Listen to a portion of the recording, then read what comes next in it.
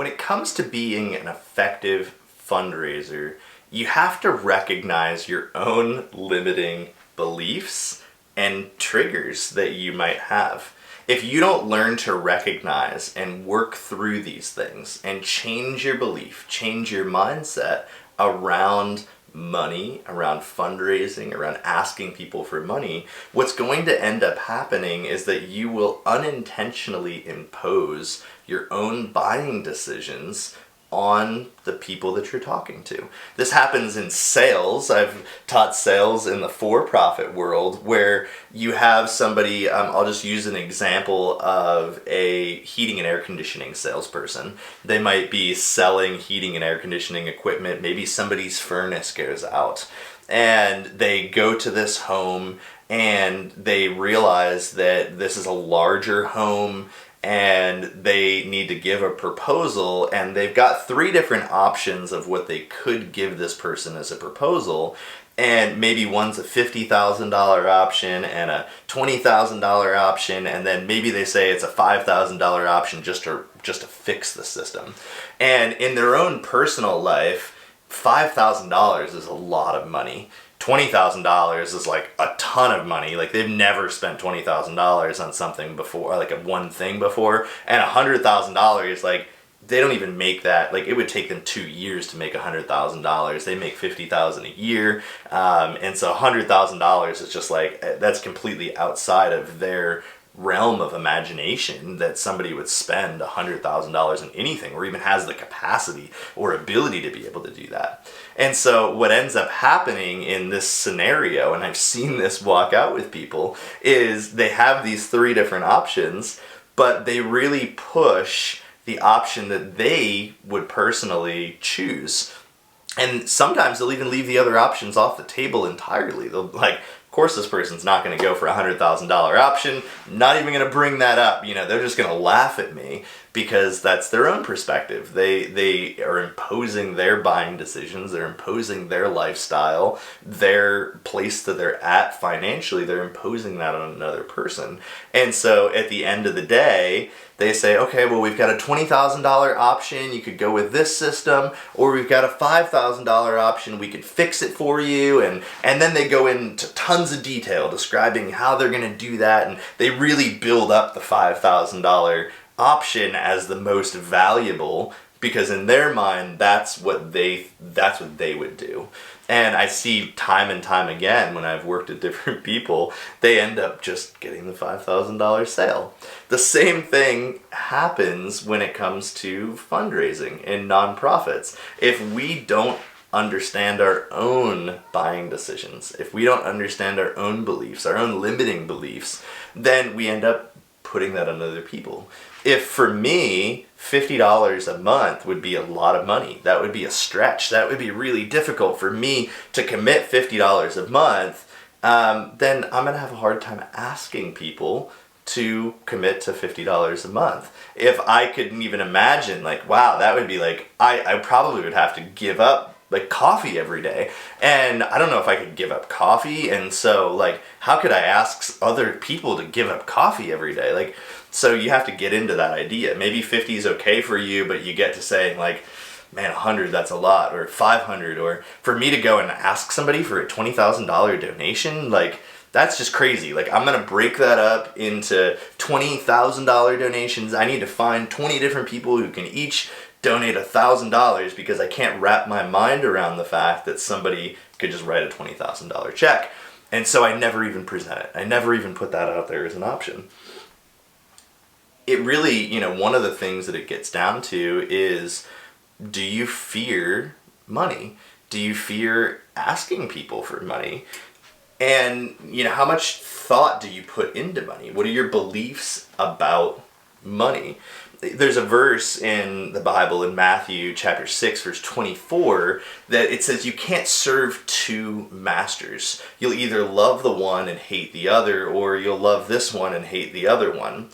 And what it's talking about in that scripture, it's Jesus talking. He says you can't serve both God and money. But oftentimes we give so much energy, we give so much devotion, we give so much of our thoughts to money that even as Christian leaders, as people who are running nonprofits doing good, we can slip into this place where we're ultimately serving money more than serving God. We give more energy and devotion to the money than we do to God. Do we ultimately trust in God? Do we ultimately trust that God is going to work everything out, or do we worry?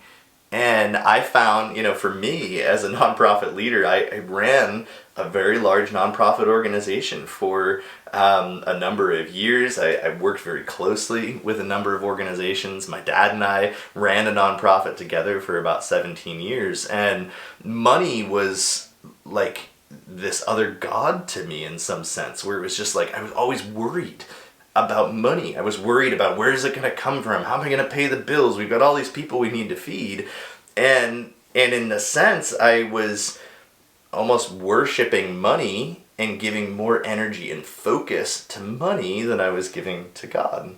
Because I didn't really trust, like, at the end of the day, that is God going to provide? Is he going to work it all out, right? So at the end of the day, we need to make sure that we have our focus in the right place. Yes, we need to focus on money. We need to learn how to fundraise. But we shouldn't give it our devotion and our worry and our anxiety and all of these other things, especially as Christians. If we believe that God is ultimately in control, which we do biblically, then we need to make sure that we're not giving that energy to money. So what does it look like to give too much energy to money, and where does that come from? One of my mentors and coaches, Tyler Watson, he taught this example of where money came to at different points. When we look back in time, money didn't exist. Before we had currency and before we had money and bills and everything else, it was all a bartering system. I would trade potatoes for eggs, or you would trade your eggs for somebody to fix your plow, like your, whatever, your tools, your metal tools.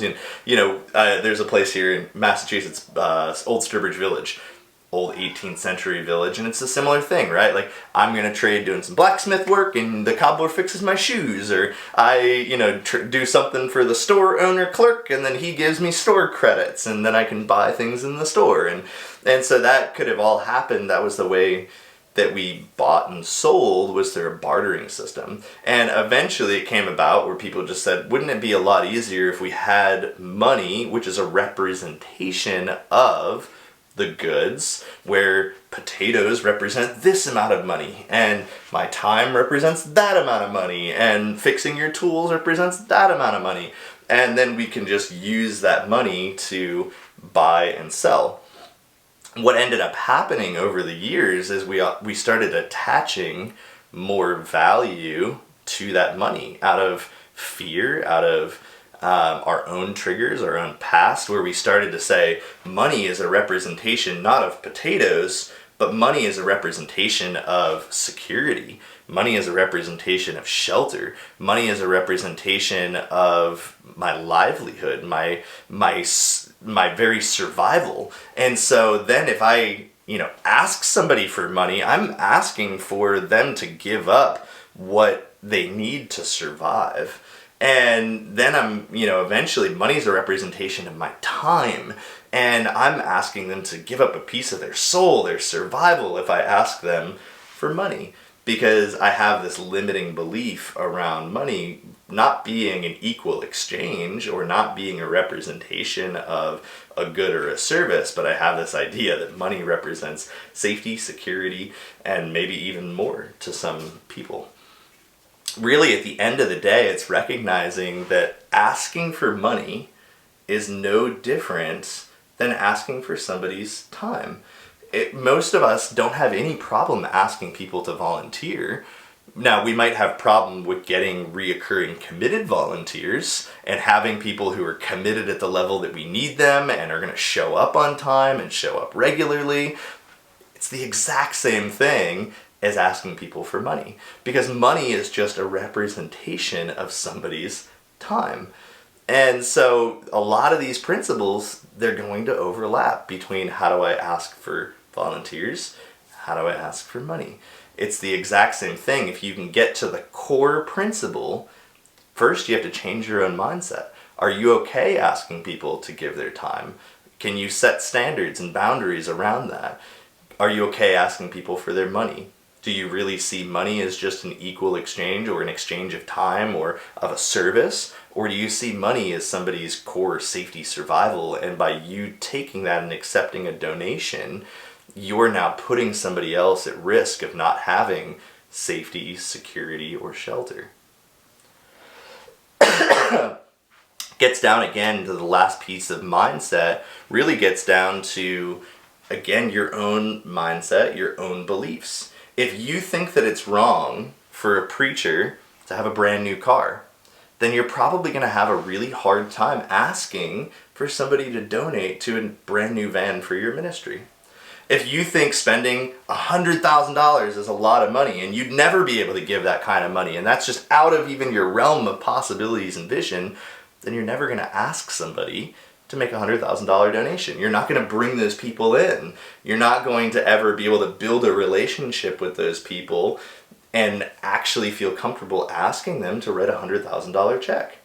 If you would want certain things from an organization, I want to make sure they have this, and I want to make sure that they're spending their money on that, and I want to make sure that they have, whatever it is, they've got this audit or that thing. Like, if you have that belief in supporting an organization, that an organization has to be a certain way in order for you to support them, then ultimately you're going to attract those same kinds of supporters to your organization. If you want supporters who just write checks without thinking, then start writing checks to other organizations without thinking. If you want donors who are going to really want to know the nitty-gritty detail of every single place that their dollars are going to, start asking those questions of the organizations you give to, and that's what you're going to get. Because ultimately you're going to attract like-minded people. It all gets down to your own mindset and your own beliefs. And so in effective fundraising, having the proper mindset, working on your personal beliefs is critical, especially if you are the one leading an organization that's asking people for money.